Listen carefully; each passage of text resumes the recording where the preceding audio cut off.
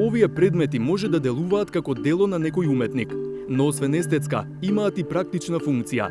Станува збор за специјално дизајнирани радиатори за загревање простории, што во поново време користат и паметни технологии. Тие се дел од сегашноста, но за да стигнеме до неа, приказната ќе ја вратиме на почетоците, во 1988 година, кога е основана скопската компанија што ги произведува.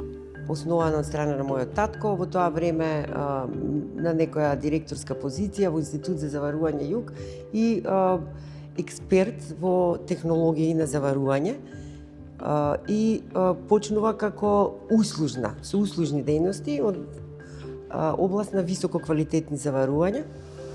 По самостојувањето на државата, младата фирма се преориентира на производство на садови под притисок, миксери и реактори од нерѓесувачки челик.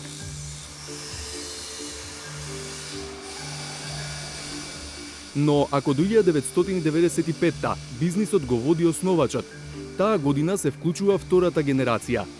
Со тоа почнува предизвикувачкиот процес не само на наследување, туку на доградување. Мислам дека татко ми беше одличен ментор. Во првите години ме потикнуваше да научам, да ми го пренесе сето свое знаење. После тоа ме потикнуваше да речеме, да отворам нова димензија во самиот бизнис преку Завар дизајн, да се дообразувам, за да може цело време да го држиме бизнисот актуелен.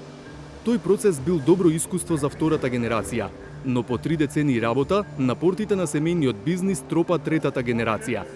Ние бевме многу среќни како родители, кога ќерката одлучи на нејзина апсолутно лично видување дека сепак директно или индиректно сепак е таа растена со овој бизнис и така одбра насока заварување, тоа што е суштината на нашиот бизнис и навистина се отвара, енергијата е малку поинаква кога такво нешто се случува.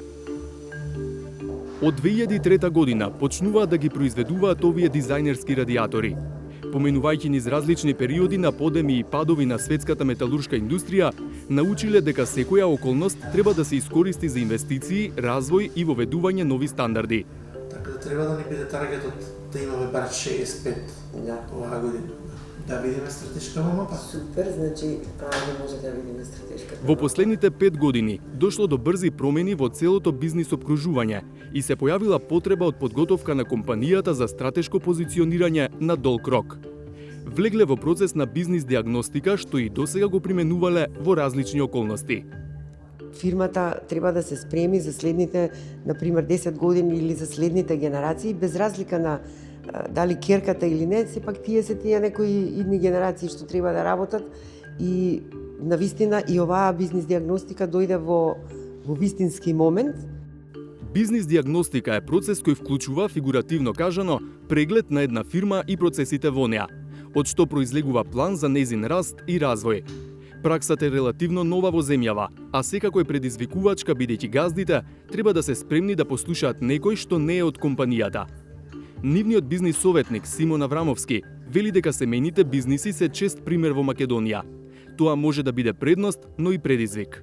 Понекогаш, не секогаш, се случува да самите сопственици, после одреден број на децении, да речам, бизнисот ги надраснува и може да бидат понекогаш и пречка за одредени стратегии, развојни и за некакво... Знаете како паричката секогаш има две страни. И е специфично работењето, бидејќи често пати се инсистира нивните деца да го наследат бизнисот, а не баш секогаш децата и сакаат тоа да го прават. Да. Тој смета дека оваа компанија е добар пример на квалитетна смена на генерации.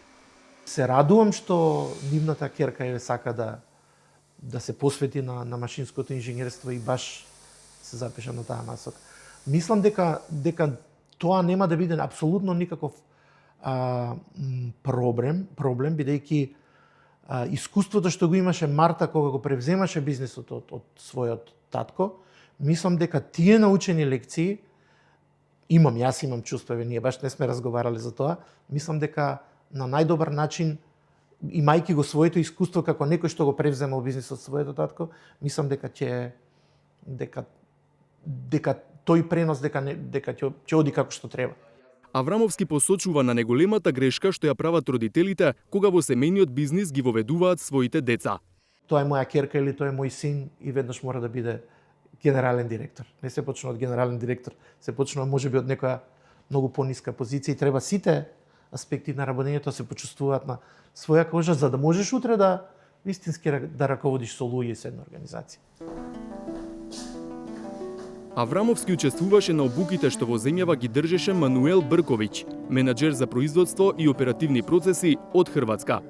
Тој смета дека токму на семејните бизниси најмногу им треба бизнис диагностика при интергенерацијски предизвици. Зашто? Прва генерација вам е пунила геп на тржишту. Dakle, to su ljudi koji su došli iz većih firmi, tada jugoslavenskih, prepoznali su nekakav problem na tržištu ili manjak nečega na tržištu i napravili taj proizvod. Znači, to su uvijek tehnički jako dobro obrazovani ljudi, znaju razvoj, znaju tehnologiju, a tržište još tih 90-ih ili 80-ih neke godine, kad su nastajale te kompanije, vi niste morali se boriti sa velikom konkurencijom i nečim jer ste točno otvorili, to jest zatvorili gap koji ste imali na tom tržištu.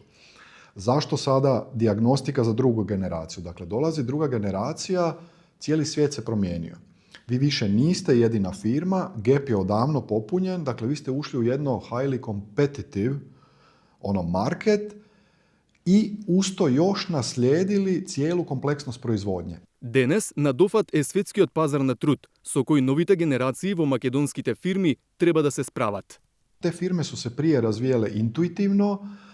CEO male kompanije je uvijek bio na telefonu sa CEO-om čak ogromne kompanije u Njemačkoj, recimo. Zašto? Jer on je direktno rješavao problem te velike kompanije, a to je u Njemačkoj su radnici tad već bili jako skupi i oni su tražili takve manje kompanije koje će njih servisirati.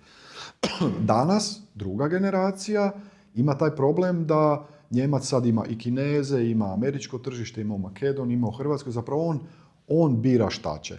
I vi sad kad ulazite unutra, prvo se ne snalazite u proizvodu, jer većinom ti nasljednici nisu školovani tehnološki kao osnivači, nego su se školovali tamo gdje je osnivaču nešto nedostajalo. Marketing, sales, finance, tu negdje su se tražili. I sad dolazite u kompaniju gdje vam founder još uvijek vodi sve to po starom načinu koji na ovom novom tržištu više ne valja.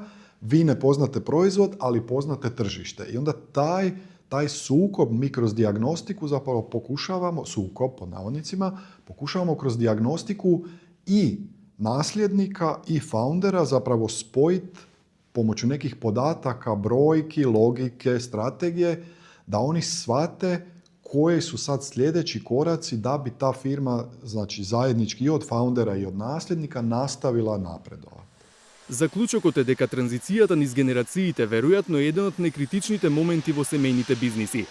Важно е емоциите да се заменат со податоци, а јазот помеѓу идеите на основачите и наследниците да се завари со комбинирана стратегија.